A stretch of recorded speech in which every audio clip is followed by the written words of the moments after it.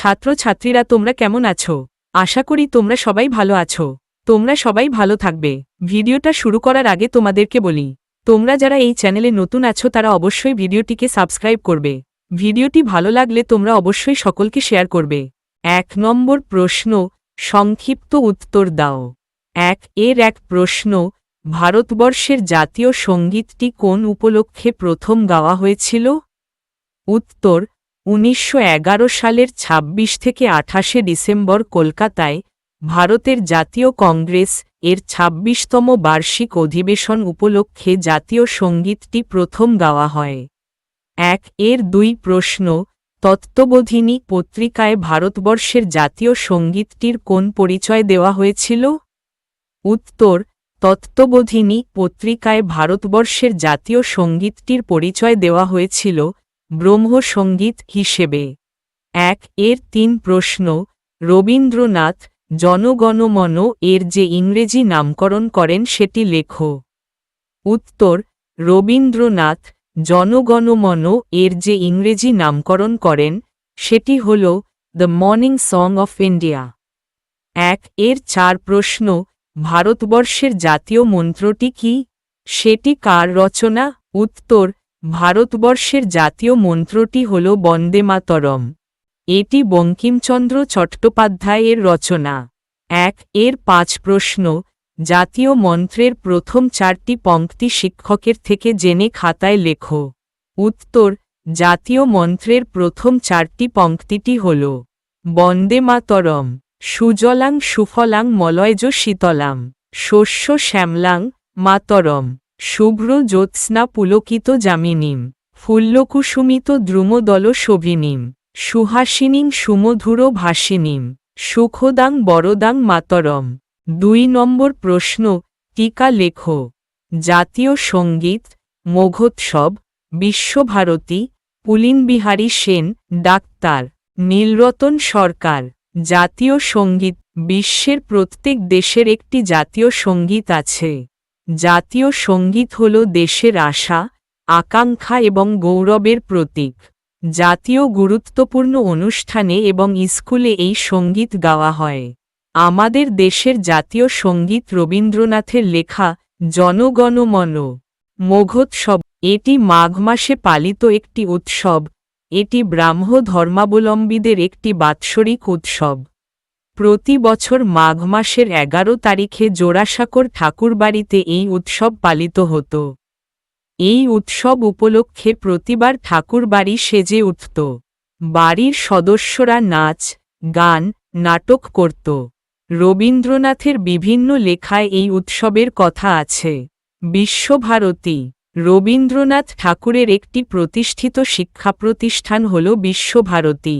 এই বিশ্ববিদ্যালয় 1901 সালে বীরভূম জেলার বোলপুরে শান্তিনিকেতনে প্রতিষ্ঠিত হয় এবং 1951 সালে এটি কেন্দ্রীয় বিশ্ববিদ্যালয়ের মর্যাদা লাভ করে। এই বিদ্যালয়ের উদ্দেশ্য ছিল ছাত্রছাত্রীদের গতানুগতিক শিক্ষা থেকে মুক্তি দেওয়া। বর্তমানে এই বিদ্যালয়টি বিশ্বভারতী বিশ্ববিদ্যালয় নামে পরিচিত। পুলিনবিহারী সেন, পুলিনবিহারী সেন ছিলেন একজন দেশসেবক ও সুচিকিৎসক। তিনি রবীন্দ্রনাথের অত্যন্ত প্রিয় ছিলেন এবং বিশ্বভারতী বিদ্যালয়ের একজন ছাত্র ছিলেন। তার লেখা একটি বিখ্যাত জনপ্রিয় গ্রন্থ হল রবীন্দ্রায়ণ। বহু পুরস্কারে ভূষিত এই মানুষটি 1908 খ্রিস্টাব্দে দেহত্যাগ করেন।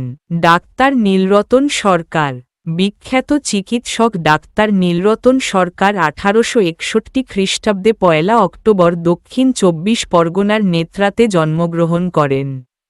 তিনি 1876 খ্রিস্টাব্দে জয়নগর থেকে এন্ট্রান্স পাশ করেন এবং ক্যাম্বেল মেডিকেল স্কুল থেকে ডাক্তারি পাশ করেন। 1895 সালে তিনি একটি বেসরকারি মেডিকেল কলেজ স্থাপন করেন।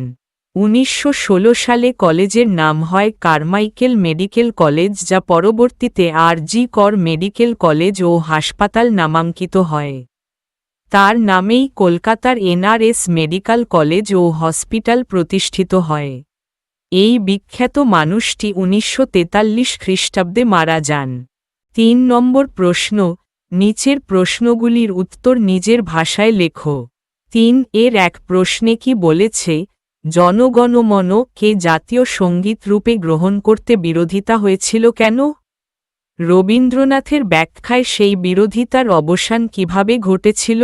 উত্তর: জনগণমন গানটিকে জাতীয় সঙ্গীত রূপে গ্রহণ করতে বিরোধিতা হয়েছিল তার কারণ প্রস্তাব উত্থাপিত হলে রবীন্দ্রনাথের বিরোধীগণ প্রচার করেন, গানটি সম্রাট পঞ্চম জর্জের ভারতে আগমনকে উপলক্ষ করে রচিত। তাই জাতীয় সঙ্গীত রূপে বিরোধীরা এই গানটিকে গ্রহণ করতে চায়নি। বিশ্বভারতীর প্রাক্তন ছাত্র পুলিনবিহারী সেন গানটি রচনার উপলক্ষ জানতে চেয়ে রবীন্দ্রনাথকে চিঠি লিখেন। রবীন্দ্রনাথ তার বন্ধুর অনুরোধে এই গানটির ব্যাখ্যা করেন। তিনি বলেন অবশ্য ওই বছর ভারত সম্রাটের আগমনের আয়োজন চলছিল। তিনি প্রবল প্রতিক্রিয়ায় এই গানটির মাধ্যমে ভারত ভাগ্যবিধাতার জয় ঘোষণা করেন। পতন অভ্যুদয় বন্ধুর পন্থায় যুগ যুগ ধাবিত যাত্রীদের যিনি চিরসারথী, যিনি জনগণের অন্তর্যামী পথপরিচায়ক, সেই যুগ যুগান্তরের মানব ভাগ্যরথচালক যে পঞ্চম বা ষষ্ঠ বা কোনো জর্জি কোনোক্রমেই হতে পারেন না সে কথা রাজভক্ত বন্ধু অনুভব করেছিলেন। আর এইভাবেই রবীন্দ্রনাথের ব্যাখ্যায় সেই বিরোধের অবসান ঘটেছিল। 3 এর 2 প্রশ্নে কি বলেছে? রবীন্দ্রনাথ গানটিকে পরেও নানা উপলক্ষে ব্যবহার করেছেন। 1911 খ্রিস্টাব্দের পরবর্তী সময়ে রবীন্দ্রনাথ কিভাবে এই গানটি ব্যবহার করেন? উত্তর: গানটি নিয়ে নানারূপ সাময়িক তিক্ততা ও ভুল বোঝাবুঝির সৃষ্টি হলেও রবীন্দ্রনাথ গানটিকে পরেও নানা উপলক্ষে ব্যবহার করেছেন। যেমন, দক্ষিণ ভারত পরিক্রমায় বেরিয়ে 1919 সালে রবীন্দ্রনাথ গিয়েছিলেন মদন পল্লী, সেখানকার থিওসফিক্যাল কলেজ এর অধ্যক্ষ এবং রবীন্দ্রনাথের বন্ধু জেমস এইচ কাজিস তার সম্মানে এক সভার আয়োজন করেন। সেই সভায় রবীন্দ্রনাথ গেয়েছিলেন জনগণমন এবং এর নামকরণ করেন the morning song of India. সেই গানের সুর এবং অর্থগৌরব কলেজ কর্তৃপক্ষকে অভিভূত করেছিল। সেই গানটি প্রতিষ্ঠানে প্রতিদিনের অ্যাসেম্বলি সং বা বৈতালিক রূপে চলিত হয়ে যায়। এর 11 বছর পরে 1930 সালের সেপ্টেম্বরে রবীন্দ্রনাথ জেনিভা থেকে গেলেন সোভিয়েত রাশিয়া। মস্কোয় পায়োনিয়ার্স কমিউন এ অনাথ বালক বালিকারা তাকে অভ্যর্থনা জানাল। সেখানে প্রশ্নোত্তর পর্বের পর তারা কবিকে গান গাইতে অনুরোধ করতে। তিনি তাদের গেয়ে শুনিয়েছিলেন জনগণমন।